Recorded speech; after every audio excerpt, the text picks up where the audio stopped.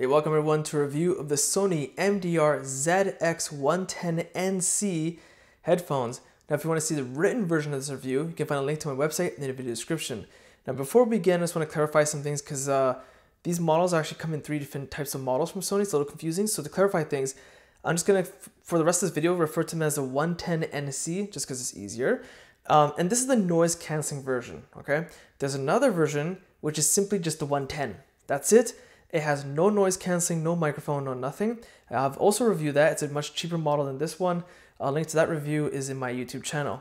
There's also one more version called the 110AP that has no noise canceling, but it comes with an onboard microphone. So there are 3 different models. It's a little confusing, but just wanted to clarify that up in case you're looking for a particular one. So with that said, we're going to continue on with the review of the 110NC, which comes with noise canceling. Now, these are budget-friendly headphones, and here in Canada, they're priced at MSRP of $80, except if you shop around at most online retailers like Best Buy, Amazon, whatever, you can get them for a cheap $50.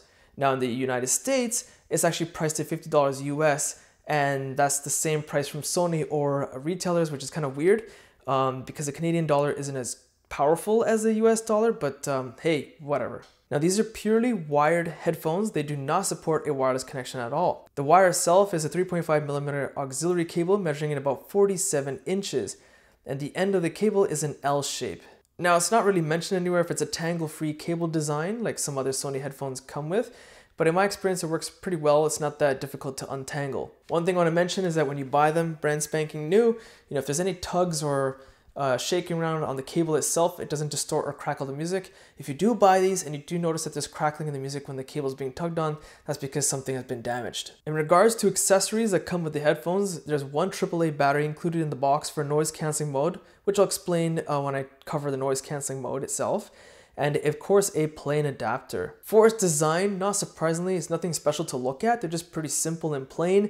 Of course, that's kind of expected at this cheap price tag. The headphones themselves are weighing 150 grams with the battery inside, which is fairly light. However, they're not that strong, and you should be careful with it, especially when it comes to dropping them perhaps. There's a concern that the plastic somewhere in the body frame might crack. And one huge caveat to these headphones is that they have a folding design.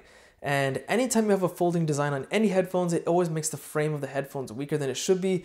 And that's one of the reasons that the headphones body kind of feels a little weaker than it should be, in my opinion. Now, some of you might be wondering, well, they're folding design because they're meant for traveling. Like on the box, there's a picture of a plane because they're noise canceling, right? You'll kind of understand what I mean, that these are not that great for traveling when I cover the noise canceling section of this video. And for that reason, they should not have a folding design at all. In fact, a smarter thing from Sony would have been to do is to not have a folding design to ensure that the body is much sturdier and stronger. And when you're not using the headphones, just simply put them on your neck. Because when you take them off and you got to put them back on, you got to fiddle with the cable and then put them on. Then you take them off, you want to put them back on, fiddle with the cable and then put them on. It's annoying. Every time you use wired headphones and traveling between airports and planes, whatever, just keep them on your neck. It's much simpler and easier. My take is that just don't get them wet or too dirty, or you risk damaging the units permanently. Now, in terms of damaging, when it comes to the ear cushions themselves, there's no official replacement units from Sony, but there are plenty I've seen on the internet you can buy from third-party retailers if you want to replace them on your own. Now, when it comes to comfort, these are not that good. Just wearing them on my head, and within an hour, my ears start to get a little warm and a little sore, and there's a few reasons for that. The first is that the headband flex is a little too tight. I'm not sure why that is, but unfortunately that is the case. The other odd thing is that despite the ear cushions being soft, they're firm, right? So they're soft to press down and touch, but they're really firm. They should be softer, and it could allow for better comfort and breathing for your ears, in my opinion. And what's worse, when testing with my non-prescription glasses, just to see what it's like when wearing glasses, it's even worse. So they're not gonna be that comfortable whether you wear glasses or not, so just keep that in mind. Another thing that's even worse is that at the top of the headband, at the interior, there is no cushioning whatsoever. It is pure plastic. I'm not sure why that is. Much cheaper headphones, even cheaper than these ones, that's right, will come with padding on the interior of the headband for comfort. If there was a concern from Sony about cost and parts and whatnot, then what they could have done is they don't have to put cushioning across the entire headband. They could just put it dead center of the headband, maybe the center 2-3 inches, because that's the part that's going to touch your head the most. So if you're planning to get these and you have very little hair or no hair at all, avoid them. They will be very uncomfortable because even with my full head of hair, they kind of poke at the top of my head. Now, in case you are wondering whether they're good for working out or not, well, the comfort itself is not a good thing. And I don't know about you, but when working out, comfort is a must. I just want to concentrate on what I'm doing. But if you're still curious about it, because they're wired headphones, I don't recommend them for weight training, especially. Will kind of get in the way. But when it comes to cardio, say for example, stationary bike, elliptical, jogging, it should be fine because the cable you can just kind of tuck in your pocket. However, one more thing aside from the comfort level is that because they're on the ear headphones, when you're working out, your ears will sweat intensely because of the headphones being on your ear, so just keep that in mind. The headband extension itself is done in notches. It's not a sliding mechanism, and the ear cups can shift up and down very comfortably. However, they can barely shift forward and back, just barely enough to be accommodating to many people's ears and head shapes. I think the reason it can barely move forward and back is because Sony focused more on the folding design mechanism, which is a poor choice. Now, when it comes to resting on my neck, they're actually really comfortable. I can look left and right with no problem. It never touches my chin. Looking down, it rubs against my chin and cheeks ever so slightly, but that's okay. When it comes to controls, there's only one thing you can control, and that's on the back of the right ear cup. That is a noise canceling switch to turn it on and off. That's right, there's not even a play pause button whatsoever. Despite much cheaper headphones having a play pause button somewhere in the wiring of the cable, this one does not, so very unfortunate. Okay, so now let's talk about noise cancelling. It's a bit of a weird situation here because of that AAA battery that you use for noise cancelling mode. So let me explain that. You can use the headphones with no battery, or if the battery's dead, it will still work. The battery is purely for activating noise cancelling mode. However, it does also tweak the audio quality, but I'll talk about that in the audio quality section of this video. Going back to noise cancelling, on the box, it has a picture of a plane, so Sony is kind of advertising this as cheap traveler's headphones. But let's talk about real world use, because that's what people care about, right? So that's how I did my testing.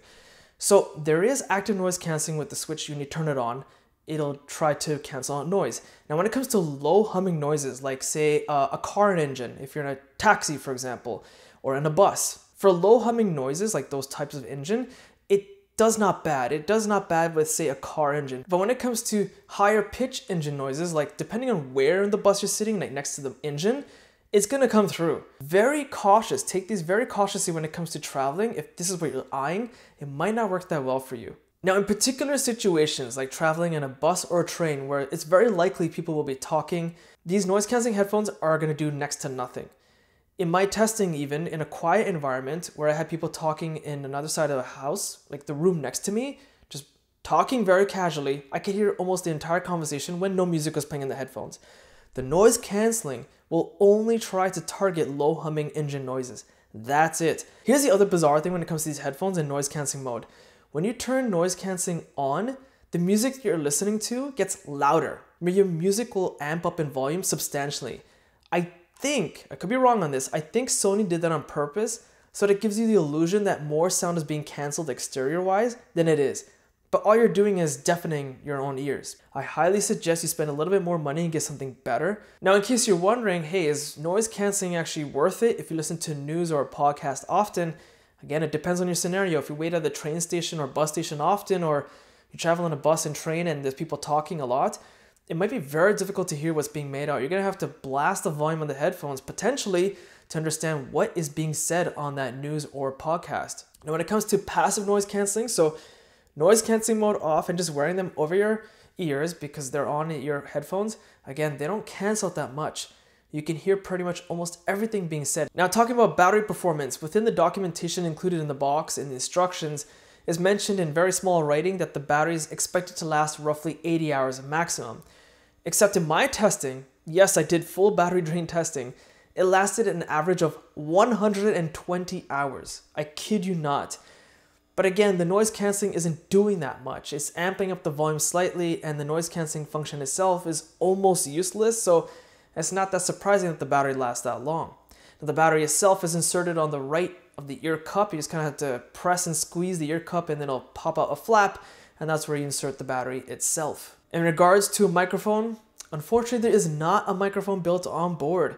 Again, you have to buy the 110AP version, which has a microphone, but at this price tag, to not have a microphone on the cable somewhere, it's really lackluster. That's kind of a disappointment. It should have been included. So very much a letdown from Sony. that they wouldn't do that, because cheaper headphones will have one somewhere built in the cable itself. And now talking about audio quality. So here's another weird thing about the noise canceling switch. Just bear with me. I know I keep talking about it, but it's just, I don't know what Sony was doing with these headphones. So with noise canceling off, out of the box, sound is very flat, dull, and not good, even despite how cheap these are. It's a very lackluster feeling. It's something you can get better in other cheaper headphones. I kid you not, cheaper ones with better sound. But when you turn on noise canceling, when it amps up the volume, as I was explaining in the noise canceling section, the sound also gets fuller. Bass gets better, mids and highs get slightly better. There's more livelihood to the sound itself, which is bizarre. I'm not sure why Sony designed it like that. And it's not bad at this price point. It's pretty decent with noise canceling mode on. Here's a big catch, is that when you start using an equalizer, the sound just gets all warped out of place. So for example, if I were to increase the bass will get much more punchier and higher, but then the rest of the sound is completely distorted and destroyed. Like mids and highs sound like utter garbage. It gets very muffled. It's very strange. Same issue with vocals, except when you increase the vocals don't get that much better. The sound overall just gets more muffled, like all across. Again, very strange. And the last strange thing with the highs is that yes, it'll increase highs, but increasing it ever so slightly gets too high. It's like sharpening pain in my ear. So my suggestion is always leave this at a flat profile. It's not bad, and using an equalizer is just a flat out disappointing performance. Lastly, there is no software support for these headphones, even with the Sony Headphone Connect app. So if you want to use an equalizer like I did, you gotta use a third-party one available for your smartphone or for your computer. And look, honestly, it sounds like I'm being really brutal with these headphones, but I've reviewed my fair share of Sony. I've reviewed almost the entire lineup at this point. Some are not so great, and some are amazingly stellar. Like the XM5s are my daily driver. They are the king, in my opinion. But these are just horrible. If you're planning to travel, do yourself a favor, save the money, and go somewhere else. Again, you can get some other options that are cheaper, or maybe even slightly more for an extra $20, $30, depending on where you live. So I hope you found this video useful. If you did, be sure to check out my social links and website link in the video description. Hit the like button, it does help, subscribe, and thanks for watching.